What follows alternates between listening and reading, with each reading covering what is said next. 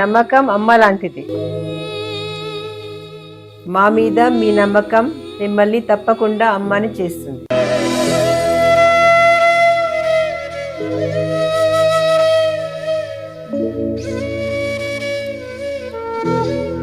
నేడు ఎంతో మంది మా మీద నమ్మకంతో అమ్మాయారు.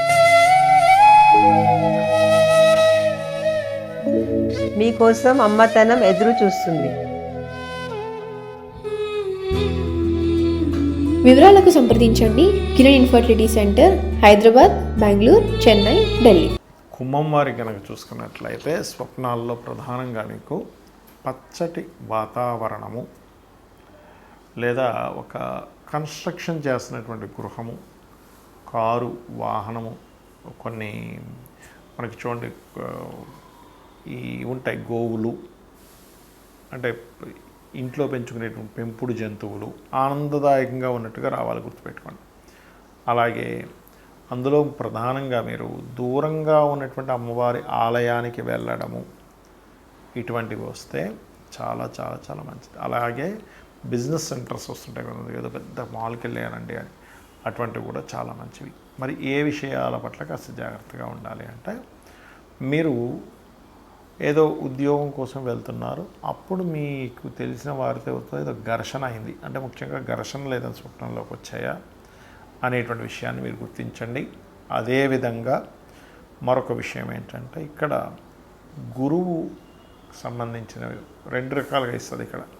అంటే ఒక గురువు మీకు ఎవరైనా స్వప్నంలో దర్శనం ఇచ్చి వాళ్ళ యొక్క విషయాలు, అంటే వాళ్ళు మీకు ఏదో ఇవ్వడం, ఏదో ఒక లడ్డు అనో లేకపోతే ఒక పుష్పం అనో ఒక ఫలం ఇచ్చినట్టుగా వస్తే చాలా మంచిది. అలా కాకుండా వాళ్ళు మిమ్మల్ని ఏదో కోపడ్డట్టుగా వస్తే మాత్రం ఇక్కడ కొంచెం జాగ్రత్తగా ఉండాలి కుంభం వారు. అయితే కుంభం వారికి ఏంటంటే ఎప్పుడు కూడా హ్యాపీగా ఉండాలి, హ్యాపీగా ఎలా ఉండాలనే దాని మీద ఎక్కువ ఉంటారు వాళ్ళు. నలుగురిని హ్యాపీగా ఉంచాలి, వాళ్ళు హ్యాపీగా ఉండాలనేటువంటిది.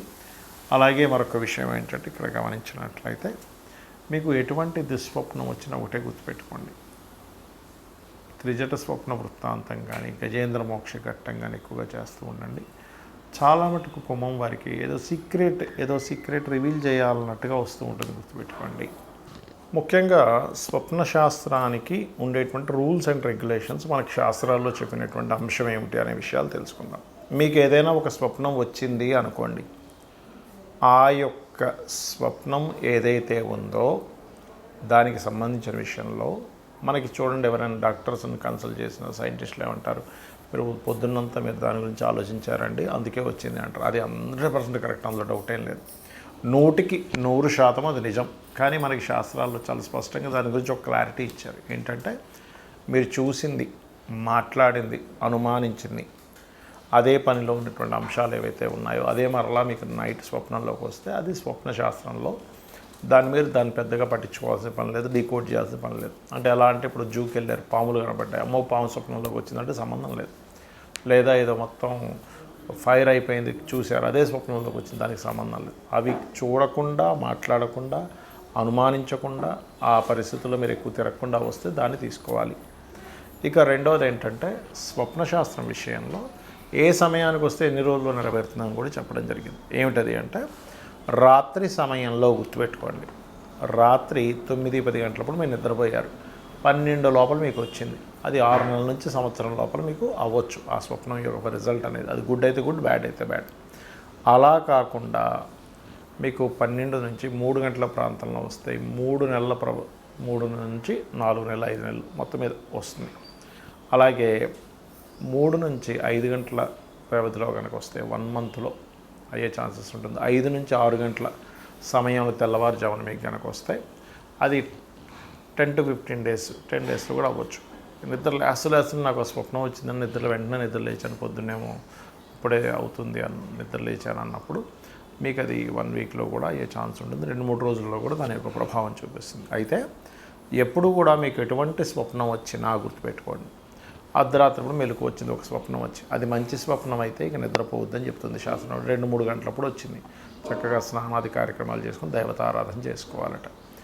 దుస్వప్నం వచ్చిందండి అన్నప్పుడు కాళ్ళు చేతులు కడుక్కొని చక్కగా మరలా మీరు మీ యొక్క ఇష్టదైవాన్ని తలుచుకుంటూ నిద్రపోయినట్లయితే ఒక మంచి స్వప్నం వచ్చి అది ఆ యొక్క స్వప్న సంబంధించిన దుష్ఫలితాలు పోతాయి.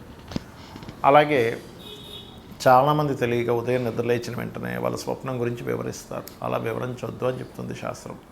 నిద్రలేచి చక్కగా మీ కాలకృత్యాలు తీర్చుకొని మీ యొక్క నిత్య దైనందిక కర్మలు ఏవైతే నిత్య ధ్యానము మన సంధ్యావందనము లేనట్లయితే నిత్య పంచోపచార పూజలు లాంటివి ఉంటాయి, అవి కంప్లీట్ చేసుకొని చక్కగా ఆలయానికి వెళ్ళొచ్చి మధ్యాహ్నం భోజనం తర్వాత చెప్పాలి అని చెప్తుంది శాస్త్రం.